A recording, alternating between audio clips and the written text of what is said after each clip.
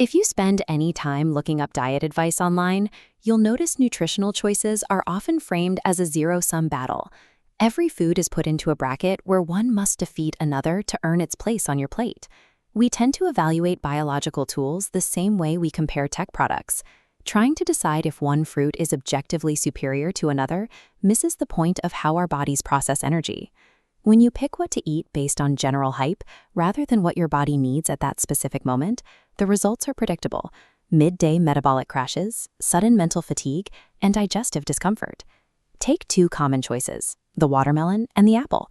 They represent two ends of a much larger nutritional spectrum. To understand how to use them, we have to look past the winner-take-all framing and focus on situational utility. Comparing these two profiles side by side reveals a persistent biological trade-off. It is a choice between acute hydration and sustained satiety. Treating your diet like a competition obscures how these foods actually function. Effective nutrition requires knowing exactly when to pull specific biological levers based on your immediate environment. Consider a state of acute depletion. You've just finished a workout in the heat, your core temperature is up, and your body needs an immediate intervention.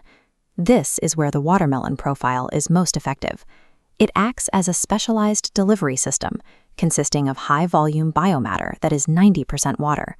With fast-absorbing simple sugars and water, it bypasses complex processing.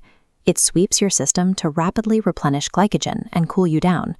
While it rehydrates you, the high concentrations of vitamin C and lycopene target the cardiovascular system to reduce the oxidative stress caused by heavy exertion. The trade-off for this speed is a lack of structure. A hydrator profile does not contain the fiber required to slow down digestion in the gut. If we plot this on a chart, watermelon sits in the extreme top left quadrant. Because it processes so quickly, your stomach empties fast, which triggers an early return of hunger signals. This positioning limits its utility if your goal is long-term fullness. Using a high-volume fruit to bridge a long gap between meals will likely leave you hungry again within the hour. High-volume, low-density inputs are tools for immediate recovery. They fail when relied upon as a source of sustained metabolic fuel.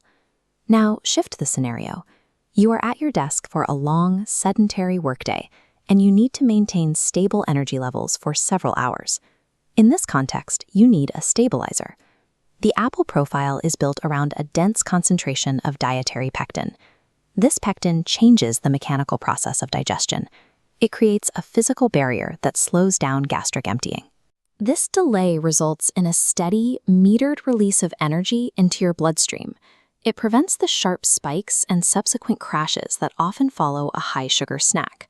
That stability comes at a cost. Breaking down this heavy structural fiber requires your body to divert significant digestive energy to the gut. On our chart, the apple sits in the bottom right quadrant. Because it is so energy-intensive to digest, it is a poor choice for a mid-workout snack when you need your energy focused on your muscles rather than your stomach. These two profiles are inversely correlated. As fiber density increases, the speed of energy delivery decreases. High-density, fiber-rich foods act as systemic stabilizers. They trade immediate impact for reliable, long-term blood sugar control. Comparing these two fruits provides no useful information until you identify the specific physiological state of the person eating them. Instead of searching for the best fruit, use a scenario match framework. Start with your primary systemic need. Are you looking for sustained focus or acute recovery? Path A, sustained focus, maps directly to the high-density stabilizer profile. If you have a 5-hour gap between lunch and dinner, the pectin in an apple provides the slow burn energy needed to stay productive. Using a hydrator in this situation is a mistake. The rapid processing will leave you hungry and distracted long before your next meal. Path B, acute recovery, routes you toward the high-volume hydrator profile. If you've just finished a long run in the sun, your priority is lowering your core temperature and absorbing water as fast as possible. A stabilizer is the wrong tool here. The heavy fiber creates a bottleneck in your digestive tract, slowing down the absorption of the very nutrients your body is signaling for. Real lifestyle optimization comes from moving past the search for a single perfect food. The goal is simply to match the correct biological input to your immediate environmental demand.